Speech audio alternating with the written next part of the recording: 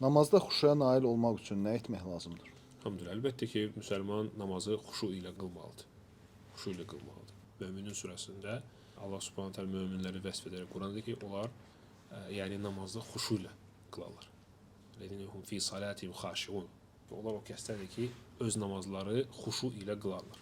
Xuşu nədir? Xuşu yəni insanın qəlbi Allahla olmağıdır namazda.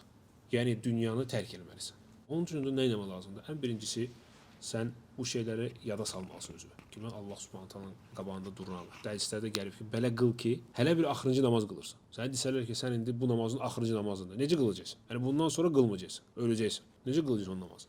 O belə qıl. Ola bilsin həqiqətən sənin axırıncı namazdır. Çünki hansısa namazın axırıncı olacaq. Ola bilsin bu həmin namazdır. Sonra üçüncüsü həmçinin hazırlaşmaq namaza. Hazırlaşmaq. Yəni məsələn məsciddə söhbət gedirsə, məs iqaməyə gəlmə. Biraz tez gəl, azana gəl, sünnət namazları qıl, zikirlər elə, dua ilə, azanla iqamənin arasında. Sözsüz ki, belə eləsən, namazın xuşu ilə olacaq. Və namazdan qabaq, məsələn, telefona, çata girmək, yəni ya da kiminlə danışmaq, adboy qoymaq, adboy Allahu Ekber. Əlbəttə ki, sənin bütün fikirlərin o telefon danışığında olacaq. Maksimum çalış namazdan qabaq, heç olmasa 15 dəqiqə, 20 dəqiqə ibadətlə məşğul edəsin özünü. İstər Quran oxuyasan. Ona görə görürsünüz, demək olar ki, hər namazın qabağında sünnət namazları var. Sübhün qabağında 2 rükət var, zöhrün qabağında var, əsr qabağında gəlib Peyğəmbər sallallahu sünnə namazı 4 rükət məsələn. Düz davamlı olmasa da və ümumiyyətlə görsən məscidə girəndə Peyğəmbər sallallahu deyir ki, oturmayın ta 2 rükət qılmayınca. Ona görə özü belə hazırlaşdır. Telefonları məsələn söndür. Yəni deyirəm 10 dəqiqə, 15 dəqiqə vaxt. Sonra da namazın içində də əməllər var ki, xuşu ilə qılmağa kömək edir. O da nədir?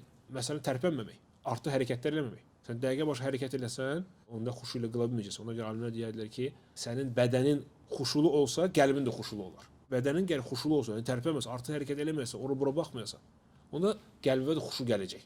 Və həmçinin fikirləşmək ki, sən Allah Subhanahu taala'nın qabağındasan. O sözlər ki, deyirsən, onlar barədə fikirləşmək, Fatihə surəsinin mənasını, adi o zikirlər, Allahu Ekber, Subhanallah, Elhamdülillah.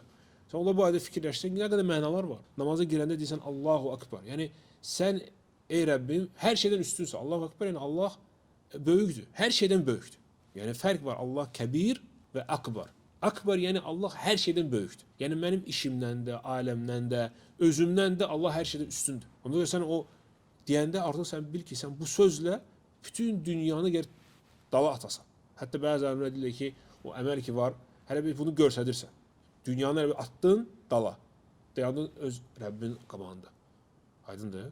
Bu əməllər inşallah yəni kömək edər ki, biz xuşu ilə, taqva ilə namaz qılaq. Allah da yaxşı bilir.